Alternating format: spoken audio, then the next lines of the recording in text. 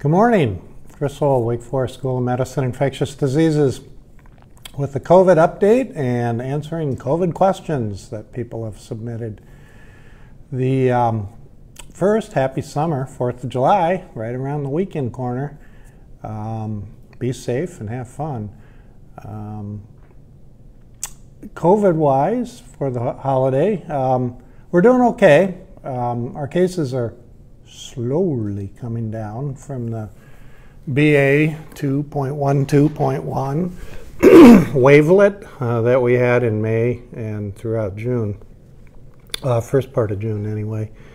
Those are starting to come down. Our sewer numbers are starting to come down slowly. Hospitalizations haven't changed much, both for both health systems here in the Triad, as also for the Mecklenburg County and the Charlotte area. Employee absenteeism hasn't changed a heck of a lot, maybe gone down a little bit since the beginning of June. So it'll take us a little while to get over this wavelet. I think that it'll be interesting to see how far we come down before we start to go up again, because this week the data shows that for the first time in the Triad area and here in North Carolina, the main variant that we have is BA4 and BA5, which is good because then I don't have to say BA 2.12.1 anymore, which is a mouthful. So BA4 and 5. And those will continue to overtake the other variants as we go through the summer. So what is that going to mean? Well, the BA4 and 5 are a little bit more transmissible than the other Omicron subvariants. They are certainly no more severe, and they may be a little bit more immune evasive, which means that if you've been previously infected or if you've been vaccinated, there's a little bit more of a chance that that it could target you, whereas otherwise your immune system might have been able to fight it off. That's kind of a modest difference for BA4 and 5, so how big of a difference it is for one person or a population, I'm not so sure. I have been using the term breakthrough infections, and it's actually now the official term is COVID after previous infection or vaccination, which is also a mouthful, so you might find me still using the word breakthrough.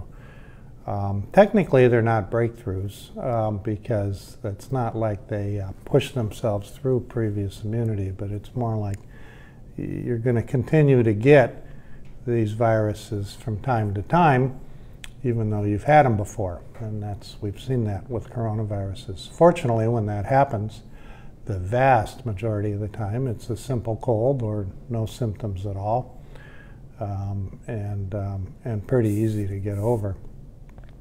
The BA4 and 5 first came out of South Africa, and they did cause a wave, small wave in South Africa, not anywhere near the size of their Omicron or Delta wave. Right now, Europe is seeing BA4 and 5 a little bit ahead of what we are going to see it. And their cases are going up, but not exponentially. So we'll be able to keep an eye on England and Spain and some other parts of Europe and see what BA4 and 5 are going to do with us. I think my prediction is they'll probably cause another wavelet for us at the end of the summer going into September. I don't see anything like what we had in January or February with Omicron for the end of summer or early fall with BA4 and 5. Some interesting discussions this week with the FDA. They had their meeting looking at what and how to change and approach our fall vaccinations season for COVID. And the committee of experts who heard the data at the FDA looked at different vaccines from different manufacturers, all of which are targeting Omicron, and a couple of them which put in Omicron and the original vaccine that we started 2 years ago, and or a BA4 and 5 Omicron subvariant vaccine. And I won't go into which company is making which, a little early to do that yet. And it looks like that most of these will be available by October, and that the BA4-5 sub Omicron maybe not until November. So these will be out and available then. There's a lot of us in infectious diseases that think that we should shift our booster vaccinations for this fall season to using these vaccines. And I agree with that. I think we should. It just makes more sense. I think there'll be fewer infections occurring in people, mildly symptomatic infections occurring in people who've been previously vaccinated if boosted with this vaccine this fall. The vaccines are all made exactly the same way that the original vaccines are. It's just the messenger RNA has some little bit of changes in it so that the antibodies generated from the spike proteins that are made are more targeting the Omicron variants. So safety should be absolutely no different for these. But anyway, that's, I think, what we'll be doing. The best data right now for using these vaccines comes out of the hybrid vaccine between the old strain and Omicron 1, which was our January-February outbreak. And it produces 3 to 4 times greater antibody levels directed against the current Omicron subvariants than the previous vaccine. So we don't have any data on it yet to know how actually protective it is in a person with COVID circulating. And that data will be gathered over the summer. Hopefully we'll have some by fall. But we do know it produces more of the antibodies we're looking for. So look for that this fall. Open question as to whether we'll be vaccinating children under 18, because the FDA didn't really consider that question, or they debated it a little bit but didn't come up with an answer, because there hasn't been that much data in that group yet. It's been in adults. So we'll have to wait and see.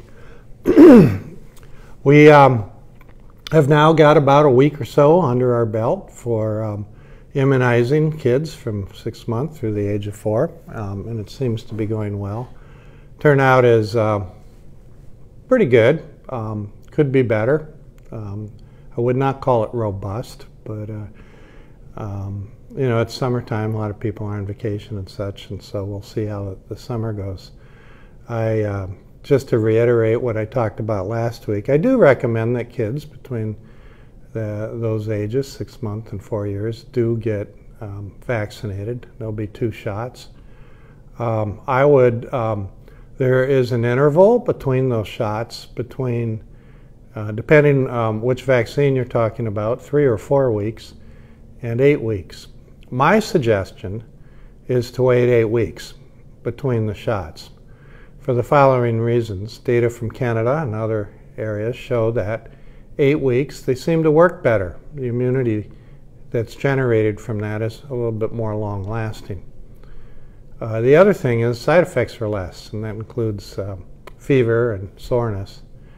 And that rare complication of myocarditis seems to be cut in half. Even though, so if you're going to cut 1 in a million, I guess it'll be down to 1/2 in a million. And if your time schedule fits, I would wait 8 weeks between the shots. But I think it's worthwhile immunizing kids that age to help prevent disruptions as we go through the fall season, keep the kids from getting sick, to keep kids from bringing it home, giving it to other people in the household, and to minimize that very small chance of a child getting a severe infection and getting hospitalized. Let's go ahead and go to questions. And then right after the questions, I'll talk a little bit about monkeypox. The first question comes from Jamie. And so, how safe is it to travel by motor coach or plane now? Sounds like somebody's got a trip planned. Yeah, reasonably safe. I can tell you that there are transmissions that occur still in transportation, including buses and trains. I guess the motor coach, it depends a little bit on who you're on the motor coach with. If you're doing a charter and you're with your church's retiree club and you're getting on a motor coach, everyone, I would assume, will have been vaccinated, which lowers the chance of transmission. But if you don't know who else you're on the motor coach with, or if you're, if not everyone's status is known, on a bus, I'd probably wear a mask.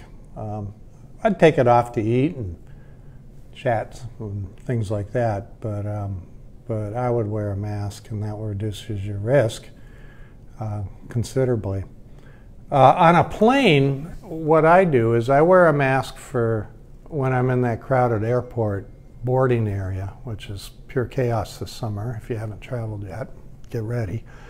And then I wear the mask boarding the plane until the engines start and that fast air starts coming through those vents up in the top.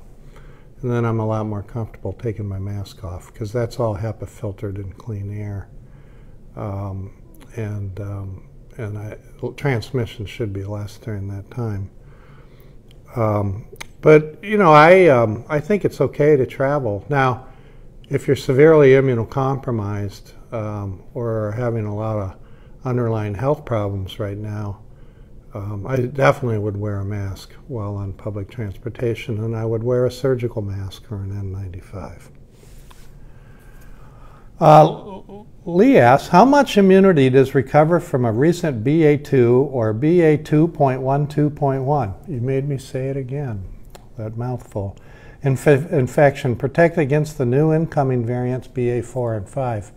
So it's a little hard to know whether the most recent variants protect you more than January's BA1 variants did. Probably somewhat, just because of the time frame. If you got 2.1, you've probably been infected since May. And so your antibody levels are going to be higher than if you had been infected back in January or February. There are some what we call epitopes, which are little signatures that our antibodies recognize that are shared between 2.12 and 1 and BA4 and 5, which would mean that maybe there'd be a little bit more immunity from that. But it does appear that BA4 and 5 will evade, to some extent anyway, immunity from all of the subvariants of Omicron, including 2.1.2.1.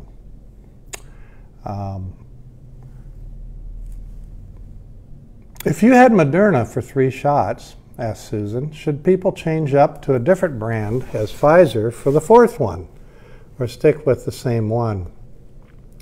Well, you know, we didn't look at the 4th shot change up specifically. We did look at the 3rd shot booster and changing it up, and it is more immunogenic. Your antibody levels are somewhat higher, and there's some data that says that there may be some more protection from low-grade symptomatic infections by changing up. So if you got Pfizer, get Moderna for the 3rd shot. If you got Moderna for then you get Pfizer for the third. Did I mix that up? Anyway, you get the idea. Change it up for the booster.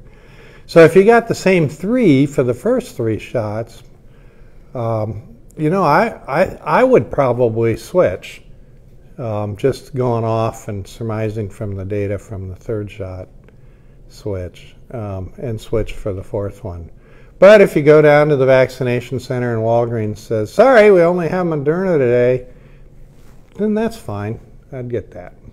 I don't think there's too much difference. Cara says, you had mentioned that children 5 to 11 should get their 3rd dose. Yes, they should, because it's a 3-dose series vaccine, the Pfizer vaccine for that age group. And in that case, I would recommend to get Pfizer again for the 3rd dose for the 5 to 11-year-old. Because all those kids got Pfizer initially, because Moderna wasn't approved for that age group until just last week or so. But yeah, it's a 3-dose series. It should always have been a 3-dose series, so just go get it, complete your series, and then your child is up to date officially for vaccination. But she goes on to ask, my son had 2 doses, and then not long after the 2nd dose came down with COVID. Assuming it was Omicron, since it was in February, should he get the 3rd dose or wait? Well, it depends a little bit. It'll depend a little bit on whether or not the Omicron, more specific Omicron variant vaccine comes out authorized for kids in that age group. And I simply don't know yet whether it will. If it doesn't, then I would get the 3rd dose, but you could probably wait till this fall. If it does come out, then this fall, when you go on for the 3rd dose, I would get the Omicron-specific vaccine. But if it's not authorized for that age group yet, because we're waiting for kid data in the fall, then I would go ahead and get the regular Pfizer 3rd shot. But I think you can wait till fall for it. Judy asks, if you haven't had your 2nd booster, are you better off waiting to get the up-to-date vaccine out in the fall? Well, as we kind of alluded to, it kind of depends on your own situation. If you're over the age of 65, have underlying medical problems that you see a doctor regularly for, or if you're immunocompromised, then you need to be getting your shots. Then you should be getting your 2nd booster now. For immunocompromised, actually, it's a 3rd booster. But if you're otherwise healthy, or if you've had COVID in the past 5 or 6 months, I think you can wait until fall and wait for the Omicron-specific booster then. Some other caveats, if you're planning on international travel, then maybe you'd want to get your 2nd booster now, before that trip, just so it doesn't get disrupted by you getting COVID. Because if it is, it's hard to get home and you end up watching a lot of daytime reality TV shows in southern Spain or wherever you're going to end up completing your symptomatic time. The other caveat is let's say you're going to be getting together with a beach vacation and your elderly parents are going to be there, and crazy Uncle Eddie who has 15 medical problems, then you might want to get your 2nd booster a couple weeks before going on that trip just to help protect them.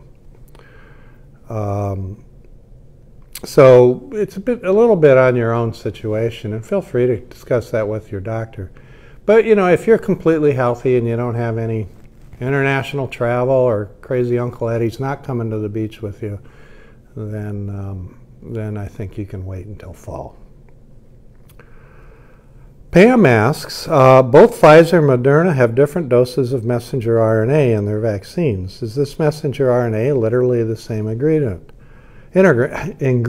similar to ibuprofen being the generic ingredient and brand names Advil and Motrin? That's a good question. So first, Moderna and Pfizer's do have different doses of that messenger RNA component in their vaccines, and will also have for the Omicron-specific variants. You know how those doses were initially chosen? It was a little bit of speculation and modeling from animal studies, and so Pfizer thought that a little bit less would be have less side effects and be just as immunogenic. Moderna went on a little bit on the higher side, so that's why they're different. Moderna, as it turns out, if you look at the preponderance of studies from the initial COVID and then through Alpha, Beta, Delta, Omicron, it looks like Moderna is a little bit more immunogenic. And it looks like Moderna is also a tad bit more protective for the mild symptomatic infections that people get once they've been vaccinated. And that's probably because the messenger RNA dose is higher. There are small differences in the messenger RNA component and how that messenger RNA is packaged into these little fat globules, microscopic fat globules, but they're not largely different. Both of those messenger RNA snippets were from the same sequenced virus, which actually came out of Seattle when we first had COVID from that area. So there's not a lot of difference between them. And they both code basically the same kind of spike protein. So most of the differences in the vaccine are from the amount in it. So, so in a way, it is a little bit like Advil and Motrin. But maybe with Moderna, you're taking 3 Motrin instead of 2. And so you get a little bit more immunologic response to it. Margaret asks, since there is a possibility of having COVID with no symptoms, is there a test one can take that shows if you actually have had COVID in the past? So we do test people in populations to see how many people have had COVID in the past. It's a special antibody test that actually measures only the natural occurring antibodies that occur from COVID, doesn't measure vaccine antibodies. So that's how we know that 70% of our kids have had COVID as of March 1, and about 55% of adults have had COVID as of March 1. I haven't seen the data since March 1. I certainly will be higher than that because we're still having people get COVID, but that's how we know that, is through those antibody tests. Unfortunately, they haven't been validated yet or looked at for population based cutoffs to know what a positive is and what a negative is. So we'd have to speculate on that if you got an antibody test. And also, a lot of the antibody tests that are commercially available will not discriminate between vaccine immunity and COVID immunity from natural infection. It will also not tell you how much immunity you have. It'll just be a number, and then your doctor will need to interpret that. And it doesn't necessarily mean that that number from these commercial tests reliably tracks the actual amount of immunity you have. We just don't have that information yet. So I usually recommend people to not get a test, an antibody test, to see if they've had it in the past, unless your doctor specifically recommends it. And most doctors don't recommend it very often at all. And if you've had a COVID-specific illness, and you had it during a time when we are having a big wave, such as the end of January, particularly if you were around somebody who had COVID or tested positive, you never got around to testing, so you don't know for sure. I would just assume you had it. But if you've had a positive test before, and with or without symptoms, then you know you've had it, and you don't need to get an antibody test. So, so sort of the simple answer to your question, since you haven't had any symptoms of COVID, you haven't gotten tested before for COVID, assuming, I probably would not go out and get the antibody test. It's just too hard to know and too hard to interpret, and it's not going to change your behavior. If you're still getting into a crowded indoor place and there's a lot of COVID circulating in your community, you'll still want to wear a mask because you don't want to get sick. And so it doesn't really change what we do. Megan, on the last question we have here, asks, with the new variants of Omicron, is testing 5 days after exposure still the best practice, or is the incubation period different? It does seem like with the current variants that are circulating, particularly 2.1, 2.1, and I'm not sure about 4 and 5 yet, but I assume it would be the same way, that the tests come up positive later, particularly in people who've been previously vaccinated or previously infected. And the reason probably is that your immunity is controlling the level of virus early on in your infection, and it takes a couple days for the viral load to get up high enough. That's more likely with the antigen tests, including the at-home tests, than it is with the PCR tests. PCR is a bit more sensitive. So what I would do is, if you were around somebody who you knew had COVID and they called you up and said, hey, remember that long car trip we took together? Guess what? I got COVID the day after that, and you know you were exposed. And if you get sick with symptoms within a 3 to 7 day window, just assume you have it. If you want to confirm it with the test, then I would wait between day 3 to 5 to get tested. If you don't know for sure if you were exposed, let's say you just came back from a trip from California and you flew back, 3 to 5 days later you got symptoms, and you wonder, maybe did I pick it up on that trip, but you don't know for sure, then I would test on that day that you got symptoms or the next day. If those are negative, I'd probably still assume you might have it and lay low, which is the right thing to do anyway when you're sick, right? You don't want to go out to work or school and potentially expose to other people, whatever virus you might have, and then retest yourself on day 5. And if that test is negative, then I don't think you need to test anymore. You probably have something else besides COVID.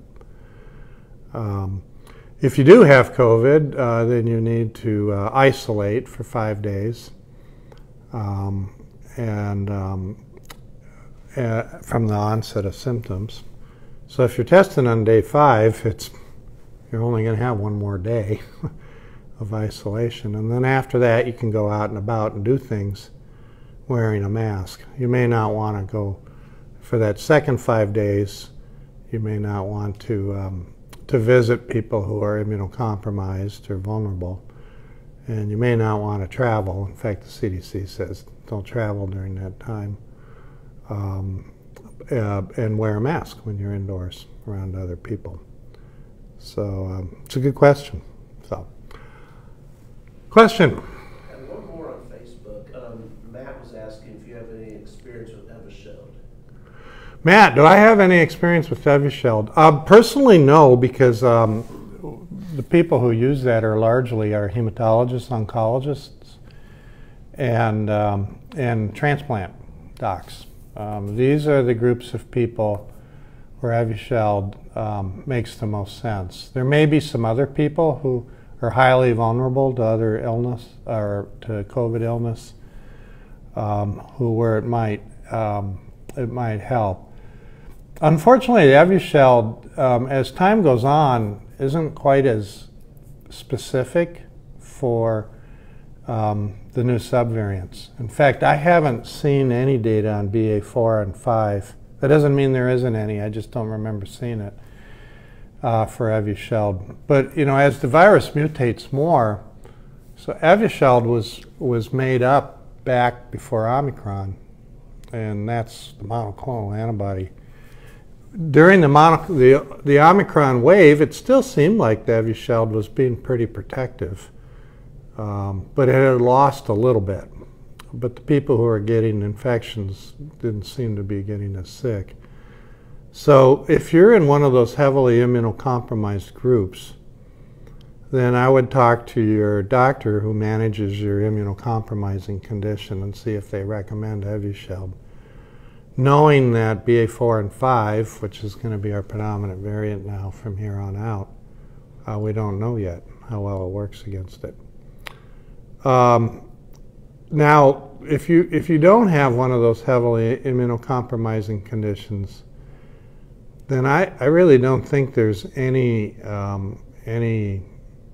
need for you to get Evusheld every 3 to 6 months.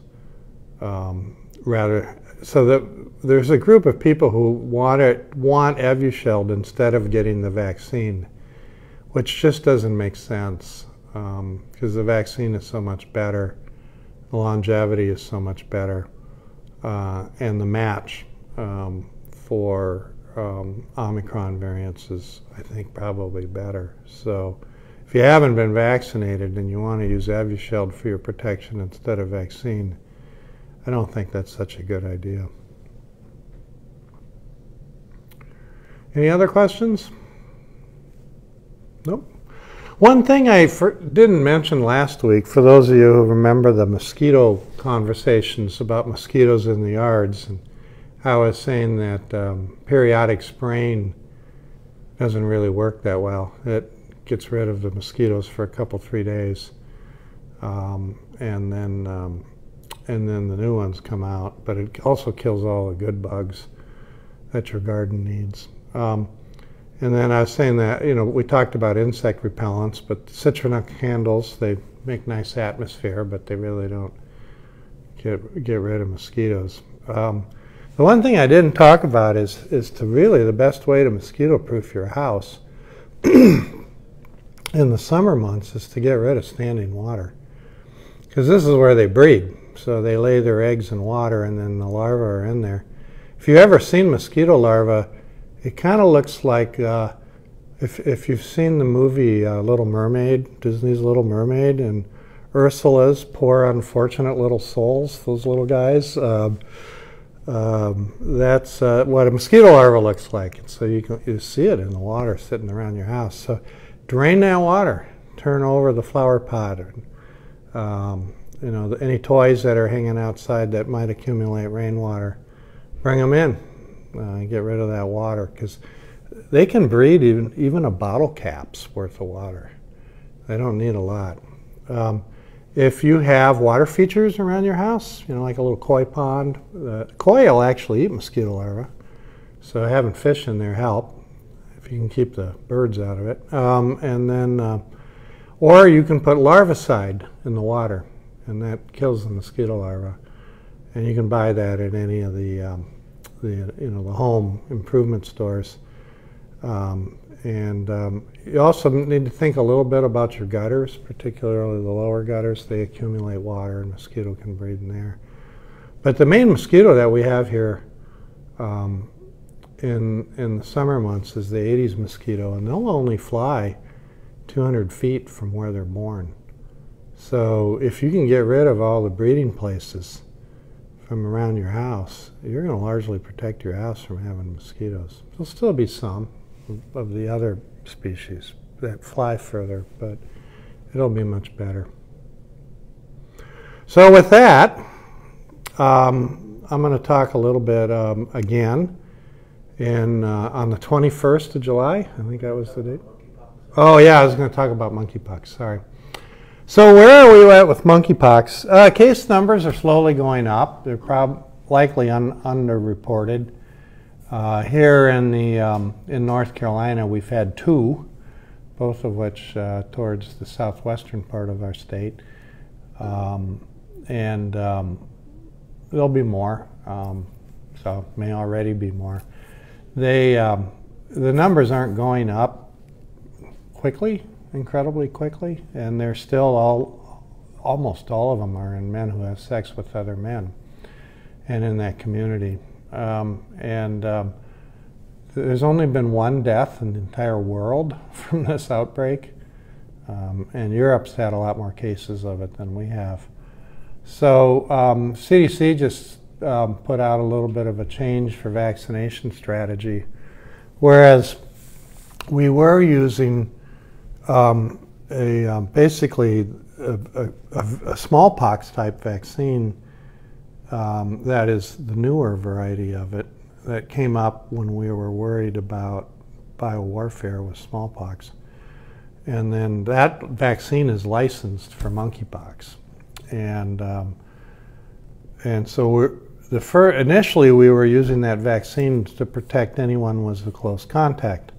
So that's with anyone who had been basically intimate with somebody who came down with a diagnosis of monkeypox. And then we would vaccinate all those people after that exposure.